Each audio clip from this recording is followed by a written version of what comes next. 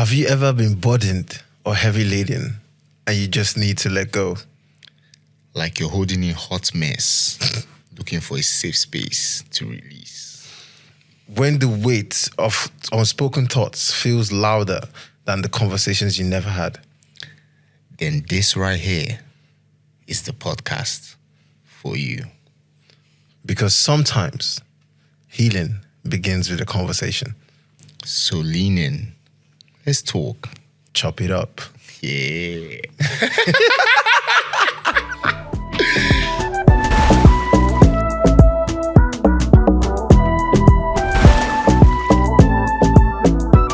Yo, bro, what you saying? Anyways, guys, my name is Joshua, and this is Chop It Up, and you're chilling. I'm gonna be hosting this podcast with my brother and my bestie. Yeah, what's up, people? You already know this is your boy Dave Black. I am just coming easy and light and vibey. So yeah, basically what exactly we said, Chop It Up is a podcast where we get to talk about our lives, all the experiences we've had from moving from Lagos, Nigeria to Cardiff. Yeah, what a journey now, isn't it? Bro, it's been, to be fair, it's actually been really scary, but at the same time, I think we've come a long way in terms of like what we actually had in mind the first time. So yeah, basically, I think what we can do right now, we'll just basically ask each other like little questions to see. Like little questions right and there, you know, we're going to be going through like our journey, you know, how it is back in Nigeria, things we loved in Nigeria, things we were in Nigeria, like how basically all these things we enjoyed in Nigeria, and then how we decided to come over here. And, you know, our experiences here so far, because trust me. Bro, it's been a journey, man. It's been a journey, trust me. Right, so I think I'll just go first just to break up the ice, because I feel like, that helps the whole thing get started. So my first question, right? Yeah. What inspired you to move to Cardiff? What was the inspiration you had? Well, it's not like necessarily my inspiration, but like it's something, you know, both of us know, like my mom has always had that dream, like, you know, having her kids, you know, go somewhere else, because in Nigeria, it's not like everything is bed of roses or everything is so great, but like just have a better life, you know, try and, you know, Guy, go somewhere else. wait, hold on. Why you did? Now me, your guy, follow me talk. Man. Exactly, calm down, relax. Nah, I asked the question again because he just they hide some one or two things for me, and I know just won't call you out on that. Let's might see where you go first. But basically, let me ask the question again, right? Yeah. What was the inspiration? Because you can't tell me it's your mom. No. I was building up to it because at first, you know, like it was hard for me to agree to come here at first. Yeah. Like you having to move here first, and back then mom was like, yo, you both go. And me, I was like, nah, I'm not going anywhere. But like, you know, there was obviously something that, you know, eventually pushed me to actually do this. I'm not lying, Akili. You know, that Shenkers, you know, I met this wonderful girl that I was talking with one time, and I was like, hey, you know, if I eventually move to UK, I'll be closer to her. You know what I mean? Right, so you had nothing to do with me. That's what you said. Eh? I had no involvement in the matter. You can look everybody in the face and tell them, yes, your brother wasn't involved. That's the thing. You see, there were a lot of things that were involved in it. Like, for example, you. Exactly. You know, you call it, Start tell the me, conversation with Joshua, that. I miss you. Joshua, I really need you. Please come over. Relax. No such thing, I repeat right now for those who are watching, no such thing was ever said. I don't know where you're getting your information from. You know what, let's agree to disagree, because right. you're never so going to I agree think to that. For me, I think one thing was, so I'm just going to tell you how it happened, right? So mom was like saying, like after we finished uni, mom was like, oh, like I want to send my kids abroad. Like I don't want them to stay in Nigeria. I don't want them to actually have to suffer and like hustle and bustle and struggle like the way she did. So her first thought was like, all right, should we go? She asked me, I think mom asked me like, do you want to go to London, right? Because I think the first school I applied for was University of Westminster. Yeah. And I actually got the admission. But then when it came time to pay, the money was just looking crazy, bro. I think it was 24 or something, or 4, I can't remember. But I know it was a lot. So mom was like, all right, this is not going to work out. Like, let's try and find something else. So mom was like, yo, like, David, take down that number. I was like, why am I taking down the number? I thought we were doing this by ourselves. She was like, no, that she needs help because she didn't understand what's going on. Yeah. So I picked the number, and then the next day we called the number, and then it turns out it was a woman. And you know how mom sees now. The first thing she decided to do was to make the woman her best friend, right? Made the woman her bestie. Then she started telling the woman like, oh, that her son needs to go to da. Like, how can she go about it? Then the woman now came back with 3 different options. She came back with Westminster again. Yeah. But my mom was like, right, like we've already done Westminster. It didn't work out. So she now brought Cardiff and brought another school in London. I can't remember the school. Me personally, I did not want to go to London, right? Because you know, like I don't want to be anywhere around family. I wanted to be in a place where I could just build myself for me. And like, so I was like, right, Cardiff doesn't sound too bad. I'll figure it out. So I applied to Cardiff. I applied to University of South Wales in Cardiff. And then they came back like, bro, it took like 3 months for them to reply. Because me and mom were like, have they forgotten that we sent the application? I was like, right. So when they finally came back, as soon as the thingy came, the acceptance, whatever came back, the agent woman called. I think the woman was more eager to make the money than she was to help me out. Yeah. But bro, like she called. She was like, right, what do you need to do? The next thing you need to do is get your visa. Next day, I was like, what do I need for the visa? She sent loads of stuff like bring your visa, bring blah, blah, blah, bring your passport, bring this, bring that, you need to write letter. Technically, you already know, I hate writing anything that has to do with letter. Yeah, that's true. So she was like, oh, I know, I should figure it out. So she wrote the letter. Bam, she submitted the kidney. Then she was like, oh, that there was no application space open in Lagos. Momsi booked flights to go to Abuja. Bro, I was like, what's going on? I went to Abuja, got the visa. I went for the interview.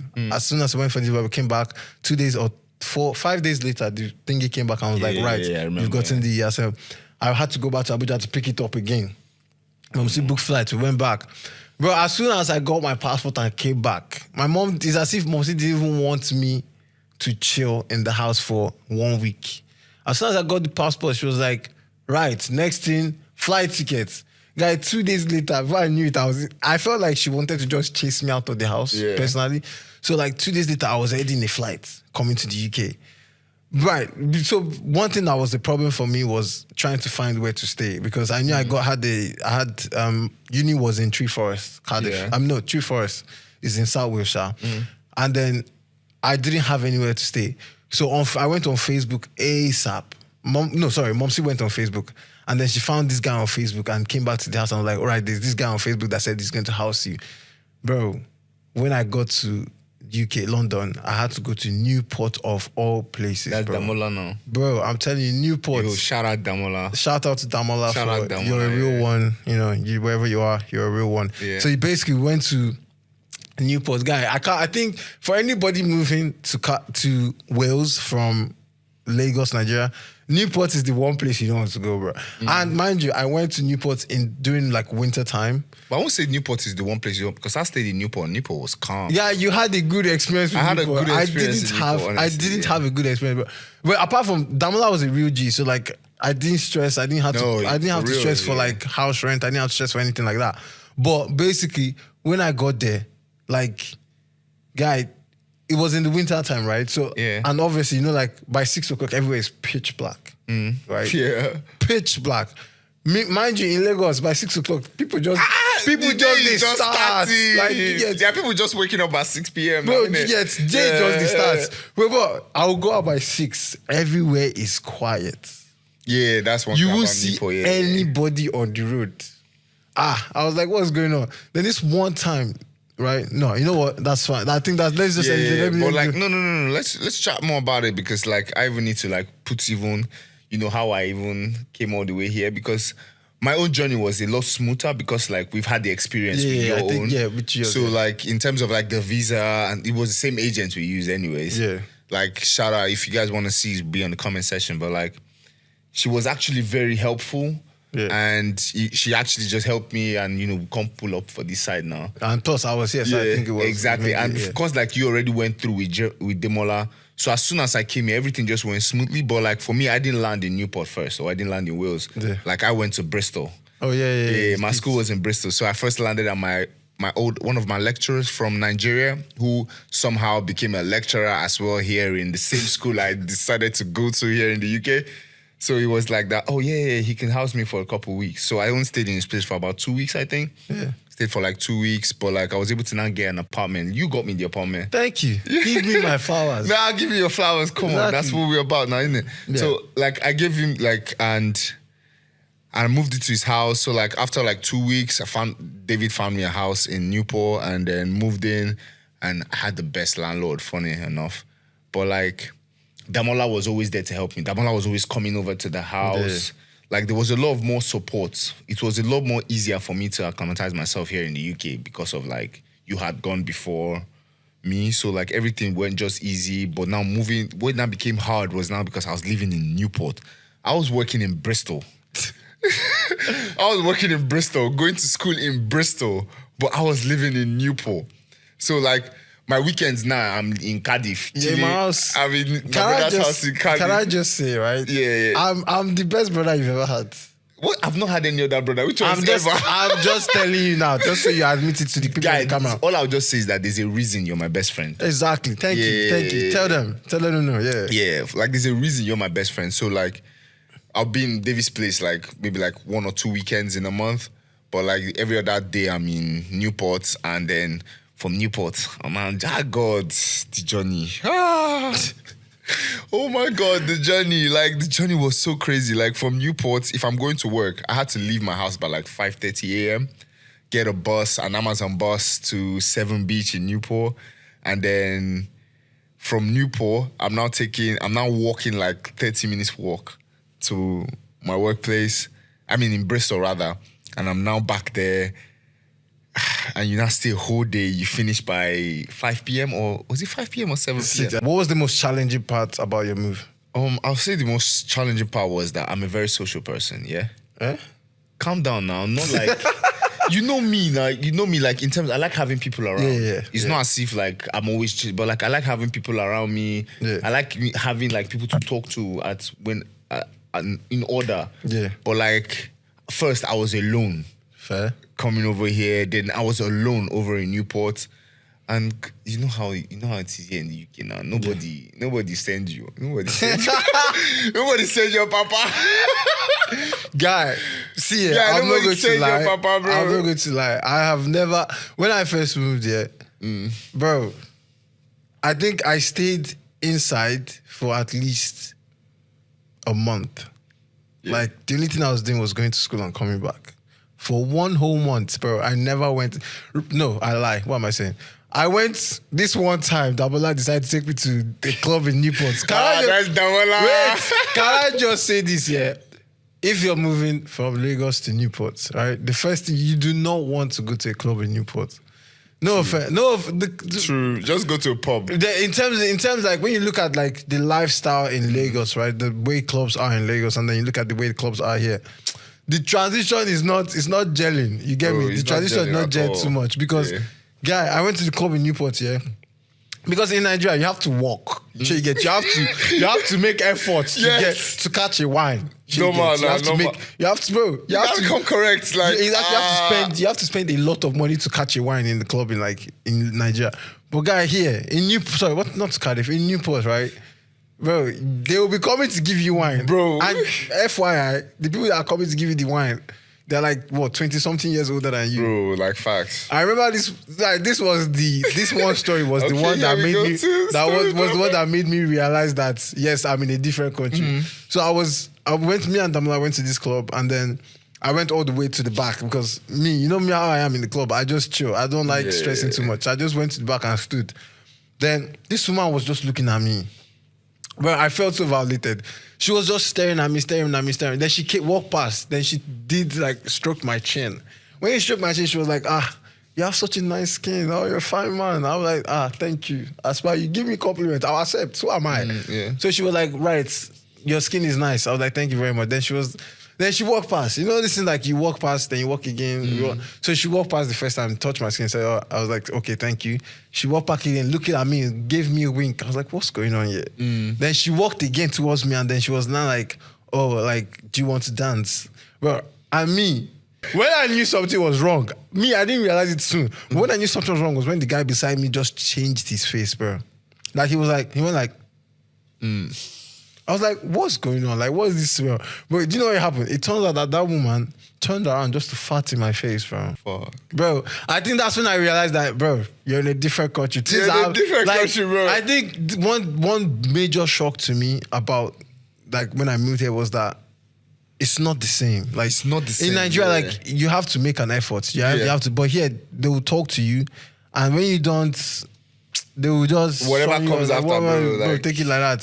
So I think for me, that was when I realized that things have changed. Yeah, for me, what was the greatest culture shock is like, in Nigeria, like they are conservative people. There are people who are conservative, but at the same time, when it comes to communal living, like, people still give you audience, but like for here, it's like, but nobody send you. Nobody send your papa.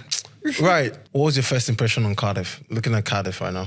I would say I actually had a very good first impression about Cardiff. Because, the first people I met, Umar, Oscar, Dungu, like them guys, like it was just instant vibe. And the first time I was in Cardiff, we went out to the club. You're welcome. You're welcome. There again, you're welcome. First night in Cardiff, we went out to a club and met awesome people. Like, it was just great. Everyone is so nice in the first meet. Yeah.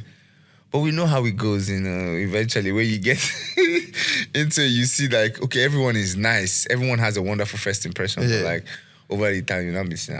You be seeing real colors. You be seeing real colors. You know the show. You know the show like that. Yeah. For me, I think my first impression was so basically I was staying in Newport, right? But Damola had this friend that stayed in Cardiff. So anytime I went to uni, I would usually go to his place and stay. Now his name is Jerry. Shout out Jerry as well because he housed me for a while as well. So until I finally got my own place in Cardiff. But when I first came to Cardiff, my first, I think the first group of friends I met was Umar, Chris, Ek, and that was true basketball. Yo, shout out Umar, by the way. Yeah, shout out Umar. He's currently my housemate. That's bestie now, isn't it? Yeah, he's my bestie as well. So we started playing basketball together. And then one thing I did, I think one thing that helped me in terms of my own transition into Cardiff was, first thing I did was I started looking for dance studios, right? So I found this dance studio, AFJ. It's run by Plamedy. So Plamedy gave me Plamedy was one of the first people that like brought me into like, what's going on in Cardiff. So I started dancing with them. Then after that, I met another guy, Ruel Elijah, True Beats. True.